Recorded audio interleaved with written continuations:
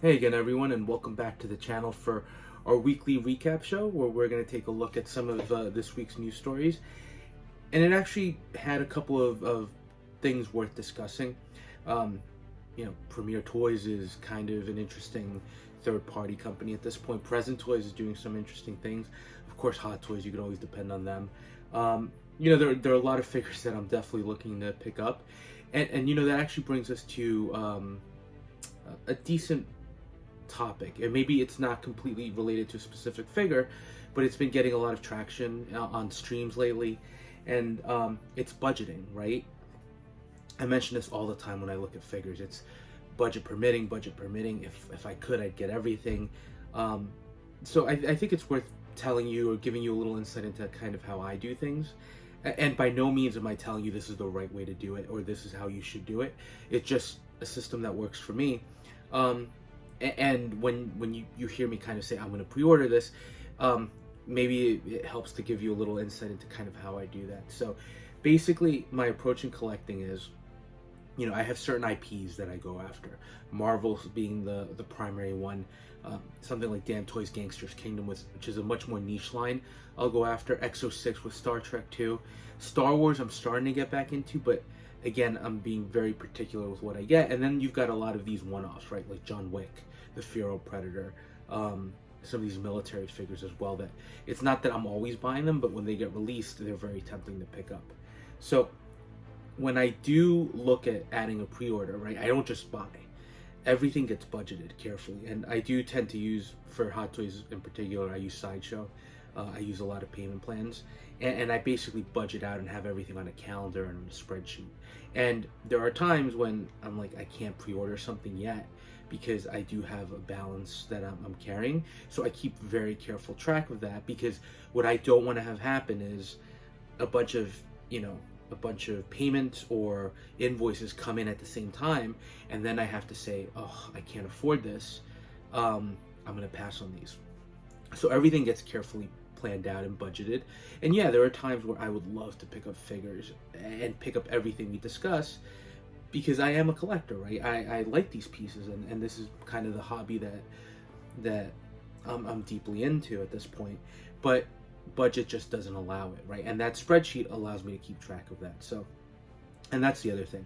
I am not a fan of losing NRDs, right? NRDs are great, especially now in this day and age that we're living at, where we're seeing kind of Sideshow in particular waitlist pretty much almost everything. Almost every Marvel figure and even Star Wars figure I have on pre-order at this point is already on waitlist. Is that true, right? Are they going to find more stock at some point?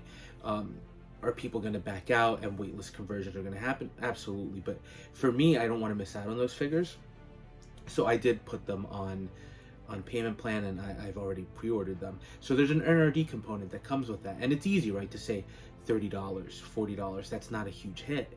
But what I hate doing for myself is I hate canceling, because I feel like I'm giving away free money with those NRDs. And to be honest, I don't think I've canceled an order in a long time. I think the last order I canceled was actually, surprisingly, when the Whedon cut of the Justice League came out. I had the Tactical Batman on order, and I hated that movie so much that I canceled the figure. Usually I'd be willing to say, oh, the figure still looks good. I just was so disappointed in how that movie turned out, and that's, again, my personal opinion, so you don't have to agree with that. But I canceled that figure, and I lost the NRD. But besides that, it's been a long time since I've canceled, because I've kind of budgeted that and carried that through, right? The other thing, just to keep in mind, when I do the review videos, right, for the new figures, those are figures I plan on keeping, right? I don't really sell anything. Again, I did sell at some point, and that was more related to I had no space. I was living in an apartment at the time, and I didn't think that I'd ever move to a house. And now that I have the space, I'm actually regretting selling those pieces, but I couldn't keep all those boxes in storage. At some point, it becomes overwhelming, and you just have to move them along. But I don't, for myself, I don't like the idea of having to part with some older figures to make room for new, right? It's just, again, also from a curating point of view of my collection, and you'll see a video next week with the multiple Doctor Stranges where I'm doing kind of a comparison. I like to have the different versions of the figures. So even if it's an older figure, I don't necessarily look to move it along for the new best thing. Again, just my mindset in collecting. So losing NRDs isn't great. Everything gets budgeted carefully. I don't really sell figures to make room for other pieces. It's just sort of my approach, and it's not a knock on anyone who does things differently. It's just, again, kind of how I do things. And those retrospective videos I do where we look at older figures, like the military figures, the Resident Evil line that I've had, those aren't figures that I actually go out and buy for a review purpose. Those are figures that I've actually had in storage for up to 15 years and have never been unboxed. And now that I'm in a different situation, I can actually take a look at. So again, budget isn't really going into back ordering and back collecting figures that have been out for a while. Those are figures that I actually own that I've just never opened, and now that I have the channel and I have space, I have an opportunity to look at that. So again, right, just my mindset when it comes to collecting, everything gets budgeted carefully. And again, I'm just bringing that up because I've noticed that in a lot of streams there's a lot of conversation about, you know, whether to collect expensive pieces. These are highly expensive, so how do we approach it? And I just thought maybe it would be worth a little bit of an insight into how I do things. Again, I'm not telling you this is 100% the way you should do it. It just works for me, and I figured I'd just give you a little insight into that and kind of how the channel is working a little bit, or at least my collecting for the channel's actually almost a follow-up from my collecting. Since I've been collecting for such a long time, I finally decided, you know, I'm getting a figure, let me provide my 2 cents. Not that maybe anybody cares, but I'm enjoying it, and I'm having a blast. I'm meeting some great people too on this, so that's kind of just a little backstory there. But again, this week, a bunch of interesting stories, and again, sorry, I'm looking at my notes, but the first one, let's start with news, right? And out of, well, I don't want to say out of nowhere, right, because it's been, the promo picks for the Feral Predator went up a while ago. It is finally up for order on Sideshow. It's been up for order in a bunch of other sites for a while now, but I wanted confirmation on the price. $395, not a cheap figure. I was thinking it was going to be more in the $360 range. Look, everybody has to decide what they're going to do, right? Especially with so many options coming out. And you'll see, even in a light week like this, there are a lot of figures that I'm actually looking to pick up. So it becomes an issue of prioritizing. Feral Predator, I loved Prey. I'm a huge Predator fan, right? I have all those original Predators that Hot Toys did, the Predator series. So this one's coming home. It's going to get ordered. I wish it were a little cheaper. I guess it's a totally new mold. You can kind of justify it a little bit, but I still think it's maybe a tad too expensive, but I can't pass on it, right? So that one is, I haven't ordered it yet. And when I do say I'll order it, I for the most part, you know, unless a bunch of other things come out, I'm going to pick it up. So this one's definitely getting ordered, but again, the price just a little higher than I had anticipated or wanted. Now, next news story, which is interesting, is Present Toys. Last week we talked about their comic version of Cyclops, which I actually think looks pretty good, and I still haven't ordered. I'm still kind of teetering in that 50-50, will I or won't I? Again, there are just so many other pieces worth getting. And my experience with Present Toys right now is limited to the good, the bad, and the ugly figures, which were actually a surprise. From an accuracy perspective, they weren't the most accurate figures, but they actually turned out better than expected. So for third party, I was actually pretty happy. Now, where Cyclops changes a little bit is, excuse me, where that changes a little bit is, it's not an original IP, but it's kind of their own version of the character. So when a company has that, I feel like there's a little more flexibility. They're not tied to any kind of base material. They're just giving you their version. So I like the way that Cyclops looks. And this image here that they're showing is Magneto. They're essentially teasing Magneto with some kind of a throne. I'm really curious to see how they go along with this line, because we know So-So's doing it. And case in point, next image I'm going to have up, somebody on the So-So Facebook group posted a picture of Jim Lee's Cyclops and asked, are you going to be doing this? And So-So responded that they are. So we're going to get another version of Cyclops. I don't mind owning or purchasing multiple versions of the same character. Soso's already done the Rogue. I had some issues with it, but overall it was a good looking piece. But the question is, do I go present toys, or do I wait for for the Cyclops from Soso, or do I pick up both? Budget's going to come into play. That's one that both of those are ones that are not immediate pre-orders, right? There are other priorities on the list, the Feral Predator and some of the other ones we're going to look at, but it's still there. Where if I can find a slot for it in the budget, I'll definitely probably lean towards picking it up, and then I'll worry about the Soso one later on, because we haven't even seen it, right? Other than Soso saying they're going to be doing one. But an interesting thing to see Present Toys kind of jumping into that comic version, and I don't know if they're doing this in direct competition to Soso, or they think there's money there. There clearly is, right? There are a lot of X-Men fans, including myself. So that's just an interesting little dynamic there. Yeah, that was it for news. So now let's move on to announcements. And again, I'm going to do these in order of preference, with the first one being from DID Toys, right? And DID,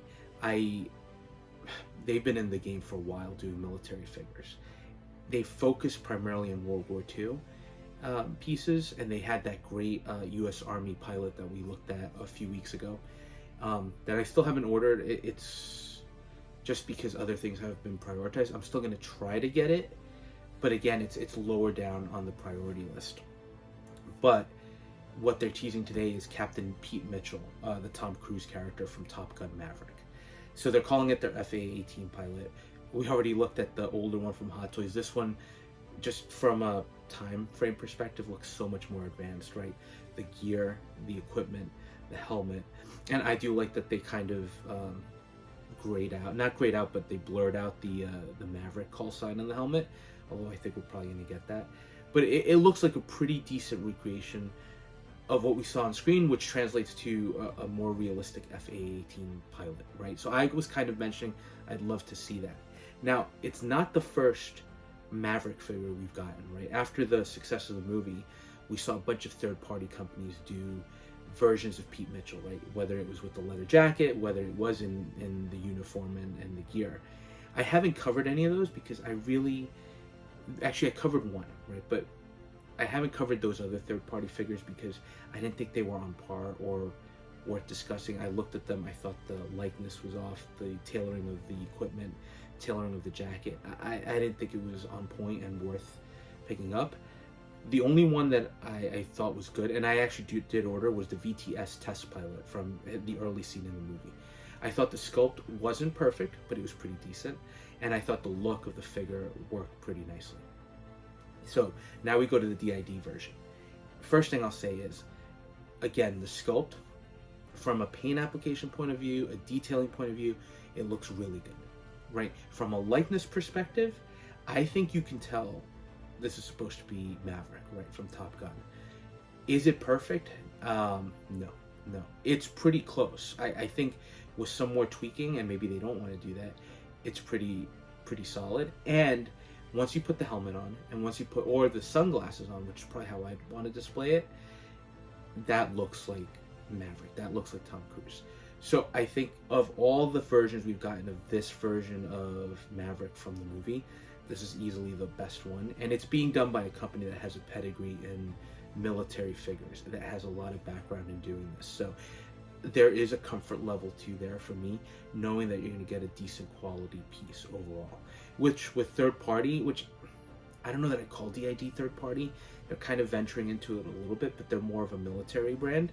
But with DID, you're getting something, I don't know that I'd say they're on par with Dan Toys or Easy and Simple, but they're close. So I think you're getting a solid piece, and to have a Pete Mitchell Maverick to go along with all those icons from the 80s, you know, from Top Gun and from all those other Stallone movies, Arnold movies, I think this is a must-get for me, and easily the most impressive looking figure teased or announced this week. And I think as far as cost, it's a little over $200, so not hugely expensive, which is typical for military figures. Not cheap, of course, but I think it's a pretty decent package overall. So definitely something worth looking at. If you're a Top Gun fan and you're looking for a figure, I think this is probably one of the better ones in the market right now. So for me, Not a day one pre-order, but I'm gonna keep an eye on it. I'm definitely gonna try to pick it up. This one is more than 90% sure that I'm gonna get at some point, right? Now, second on the list for this week, which was a little surprising, not totally unexpected, but surprising, was Marrok, the Last Inquisitor from the Ahsoka show by Hot Toys. So Hot Toys has already given us a bunch of figures from Ahsoka. Sabine Wren, I've already pre-ordered. They had General Syndulla. I already ordered her as well. Not Tarkin, sorry. Grand Admiral Thrawn, ordered him as well, right? That was a character that resonated with me from the books. And now we're getting Maverick as the next one. So I would have liked to have him, and I'm surprised that we're getting him, but I thought we would have gotten probably Balin before that and his apprentice, and then an Ahsoka, although they are teasing Ahsoka in the white suit from the end of the movie here, which is great, so you know she's coming, which I don't think is a surprise to any of us. But I think Marrok is a little bit of a surprise, right? Like I said, let's start with, am I getting him? Yes, I'm going to try to get him, right? He fits in well. First of all, I like Ahsoka, and second of all, he fits in well with that theme I'm pursuing for Star Wars, which is, even though I've broken it a little bit, but the lightsaber figures, right? And I'm actually starting to get a lot of Sith figures.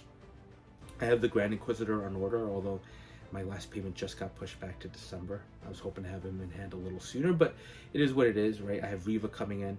So Marrok will fit right in with those. And I love the double-bladed lightsaber, right? I think that's impressive. Is he a day one pre-order? I think I've got to slot a bunch of other things in before him. So this is one where I'm going to keep an eye, and particularly on Sideshow. And when I get an opportunity, I'll probably pre-order him. And I'll definitely order him before he goes on waitlist, right? That's kind of my thing. I always look at Sideshow, and if I see a piece that's almost gone, that's when I kind of jump on it, just because I don't want to wait or try to get him on the aftermarket. So definitely a figure that I'm looking to pick up, just not immediately, right? I think the detail work on him, especially, I don't want to say he's a simple figure, but he's an armored figure, right? There's good detail on the pieces.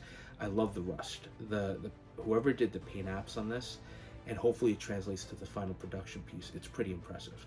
The orange rust look, it shows just age to this whole thing. And I also love the cape, although I don't know if it's wired. Some images it looks like it might be, but it also feels like it drapes very naturally on the figure. So I guess we'll have to see about that. But I think it's pretty impressive overall, and definitely a figure that I'm looking to get. The reason I'm surprised is, I think if you've watched the show, and at this point, you know, I think we're clear for spoilers, he had some good moments, some good fight scenes, but he was a short-lived character. He was far from one of the primaries, right? So I wouldn't even call him a secondary. He's more of a tertiary character at that point. I think Morgan Elsbeth was more important. Balin clearly more important. His apprentice. So I think there are other characters I would have anticipated being made before that. The fact that we're getting him, though, I think, first of all, to me, and I could be wrong, right? I'm gonna, in a couple of weeks, in a couple of months, right? I might go back and say I was totally wrong. This was it. This was the culmination of the line with Ahsoka, and we were done. But I think the fact that they're going to this character immediately tells me that hopefully we'll be getting Balin and his apprentice at some point. I do think Morgan Elsbeth at this point is also in play. There is a very real possibility that Hot Toys might say, yeah, we're going to do that. We're going to go deep in the line. I think this is a good indication of that. Again, I don't know any details. It's just based on the fact that they're doing this character. And then, of course, they're teasing Ahsoka, which we all expected, in the white suit. So I think there's a lot of possibility here. I think this is going to be a great line from Hot Toys. And I'm actually kind of glad that I'm finally jumping back in to Star Wars, because I would have regretted missing out on a lot of these figures. So definitely a interesting pickup. He's not the most visually appealing character, but he looks good, right? He's not immediately going to be the standout that you're like, oh my god, this looks incredible. He's not a Darth Maul with the intricate face sculpt, right? It's an armored figure, but he looks pretty interesting, and goes along with kind of my new mindset in terms of Star Wars collecting. So definitely looking forward to picking him up. And the next one was Odo from X-06 from Deep Space Nine. And Exo-6 has been interesting, right? They've teased a lot of these characters recently, and in their newsletters, they've showed them, but there's kind of no. There used to be. I feel like there used to be a little more of a heads up. This is getting released on Wednesday. This is getting released on Friday. Be ready to pre-order. And now, like with Pike last week, they're just dropping another pre-order. And it is Odo, right? The security chief for Deep Space Nine. I know Exo-6 is another niche line, right? Not appealing to everybody off the bat. So totally understandable. For me, it's an important character, right? For that series. And not only that, right, but as a changeling, he resonates through to the rest of the stories that we've been getting, including Picard Season 3. So there's no way I'm passing on him. He's not as expensive as Pike. He's coming in, I think, $215, right? So a little more expensive than the normal characters, but still in the pretty affordable range. And I've said it before, right? With Exo-6, I've started taking the tact. They're more in line with a 3.0 and some third-party companies, at least in terms of a cost perspective, right? In terms of the sculpt work, they could be hit or miss. Some of them I'm really impressed, some of them I'm okay with, and some of them just total misses. For a figure like Odo, with his very distinctive facial features, which is kind of a lack of them, I think that's something that's going to lend itself more easily to the sculptors and the painters that Exo-6 has to getting replicated more accurately. So I think what we're going to get here is probably going to be one of their better sculpts, I hope, right? It's also a pretty decent set, right? From a uniform perspective, it's not the most exciting. It's just a brown, different shades of brown uniform. Very much screen accurate, right? The belt can be removed so you can have a couple of different looks. The big accessory here that I like that we're getting is, first of all, the little container that he usually rests in his liquid form, and the fact that we're also getting a semi-transformed liquid version of Odo that's translucent. That is a huge accessory, and that's something that I like that Exo-6 is doing. I feel like maybe they haven't done that with some of the other figures, that they've kind of said, okay, these are secondary, tertiary characters that we could just push out. Odo being a much more important character, I like that they're doing something a little bit extra for him. So again, kind of a surprising announcement. It was something we expected, I just didn't expect it today. By the time I filmed this and I've posted this, right, it would have been like, a day or two after it was released, but I just didn't expect them to just suddenly drop it. And they are teasing some other drops, so we'll see what happens with that. And then the last one was brand from Premier Toys, based on Interstellar, the Christopher Nolan movie with Matthew McConaughey. Now, there was another company that did I think it's Cooper. Cooper is the Matthew McConaughey character. And it was like limited to 150 or 200 pieces. Extremely, extremely expensive, right? Which I thought was interesting for a movie like Interstellar. Interstellar, I liked the movie a lot, right? I thought Christopher Nolan did a great job giving us something like that. It's one of his... I wouldn't put it on the same level as some of his other movies, but it's really, really solid. Do I need a figure for the movie? I would be tempted, but I think that original Cooper figure that came out from that company that hadn't really done anything because it was so limited to 150, it was so expensive, that was an easy pass, right? And Present Toys actually teased that they'd be doing their own version of Cooper. So now, jump forward to Premier Toys doing brand, and you're starting to see, again, third party kind of competing with each other. Now, look, it's interesting that they're going for her. She was one of the main characters in the movie, but it's interesting that they're doing her as opposed to Cooper off the bat. And Premier Toys as a brand has been very interesting, right? They started with that lizard that I have, which I actually liked, but then they've kind of delved into a totally different slew of IPs, right? They're doing Interstellar. Before that, we got a Jackie Chan, right? That we kind of looked at as well. They also did the Martian figure, right? I forget the character's name, but the Matt Damon character. They did that, and I think people were generally happy with the way that figure came out. It wasn't perfect by any means, but it was decent. So Premier Toys, I thought they were an offshoot of Toys R Us for the longest time, but it really looks like they're doing their own thing. And the fact that they're jumping into this line, it's interesting. Now, as far as the figure, I think the uniform is pretty straightforward. Maybe it's missing a little detail. I think the Martian figure probably had a little bit more. And the sculpt here, it's supposed to be Anne Hathaway.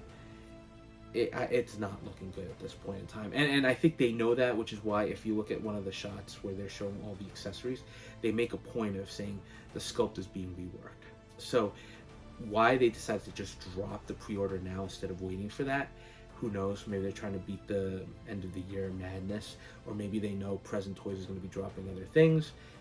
Who knows? But it's very interesting for me that Premier Toys is kind of jumping in all these different directions. Am I getting this one? No. I don't like the way it looks. Maybe if I see an updated sculpt, I'll be tempted. But right now, again, there are just so many other pieces that are tempting that I'm getting. Alone, again, here with this one, I'm ordering the Feral. Right, I'm still on the fence about the Present Toy Cyclops. I'm definitely getting the Odo from Deep Space Nine and that Pete Mitchell from DID. So again, 3 characters, right? Oh, and the Marrok from. So 4 figures that I'm looking to pick up. They're not all going to be immediate pre-orders just because of budget, right? I now have to start slotting them in and looking at potential release dates. But I want to get those. Brand is one that, if budget allowed, I might be tempted. But by the time other figures come out, that budget's going to be allocated to something else, right? You know, Hot Toys is going to keep on delivering. Other companies are going to be coming out with figures, right? 3-0 still has Vecna coming out from Stranger Things. A figure like this is definitely going to get pushed to the sidelines, unfortunately. But interesting that Premier Toys is choosing to go with this.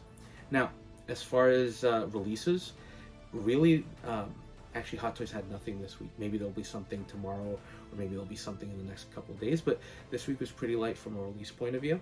So I do have a couple of military figures shipping from 1/6 kit that I'll look to review soon, hopefully before Thanksgiving. But besides that, nothing major. So that was pretty much a quick look at this week's news stories. Sorry if I went a little too far into the budgeting, and again, I'll put chapter times, so if you're not interested, I'm sure you could go back. And I should have probably said this at the beginning, but yeah, that was it. It wasn't a heavy week, but in terms of like quantity of news stories, but there were definitely some decent things to discuss. So look, as always, just want to say thanks for watching and spending a little bit of time with me. If you're enjoying some of the content, some of the reviews, some of the retrospectives, some of these discussions, please consider dropping a like. If you want to drop a comment, I try to respond to all of those. Sometimes it takes me a while to respond just because I'm running around doing other things, but I try to respond to them. Let me know your thoughts, and we'll touch base on the next video.